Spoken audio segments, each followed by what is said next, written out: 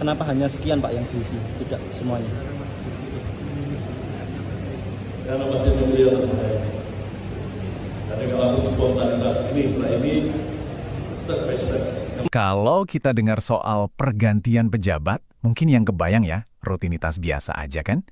Tapi yang terjadi di Jombang baru-baru ini itu beda.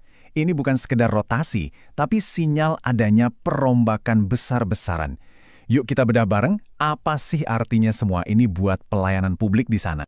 Oke, kita mulai dari satu angka yang jadi pusat perhatian. 84.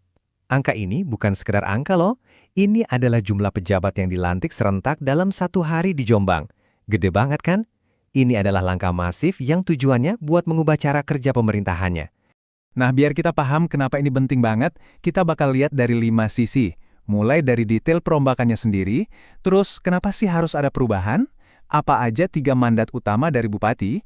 Gimana akuntabilitasnya? Dan yang terakhir, gimana semua ini nyambung ke visi besar buat Jombang ke depan? Oke, kita masuk ke bagian pertama. Sebenarnya apa sih yang terjadi tanggal 15 Januari itu? Jadi, inti ceritanya ada di sebuah upacara pelantikan dan pengambilan sumpah jabatan yang nggak biasa. Jadi, tepatnya tanggal 15 Januari kemarin, ada 84 pejabat manajerial yang resmi diambil sumpahnya.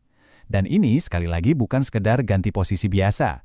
Ini tuh kayak menata ulang fondasi kepemimpinan secara gede-gedean dengan satu tujuan, ngebutin pembangunan daerah.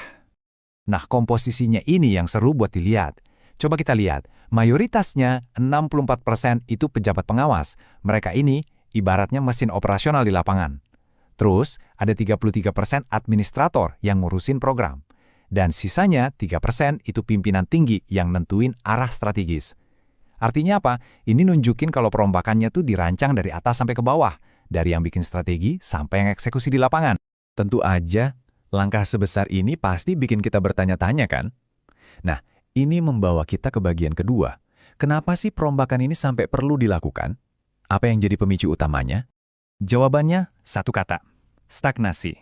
Di pemerintahan, stagnasi itu musuh nomor 1. Kalau birokrasi udah terlalu nyaman, nggak ada penyegaran, ya udah. Inovasi berhenti, pelayanan jadi lambat. Nah, perombakan ini bisa dibilang langkah gebrak meja buat ngebongkar zona nyaman itu. Dan cara terbaik melawan stagnasi itu ya dengan menempatkan orang yang pas di posisi yang pas. Bupati Warsubi benar-benar nekenin ini.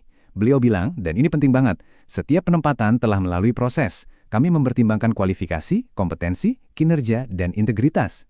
Ini bukan sekedar omongan loh, ini jaminan kalau yang dipilih itu berdasarkan kemampuan, bukan yang lain.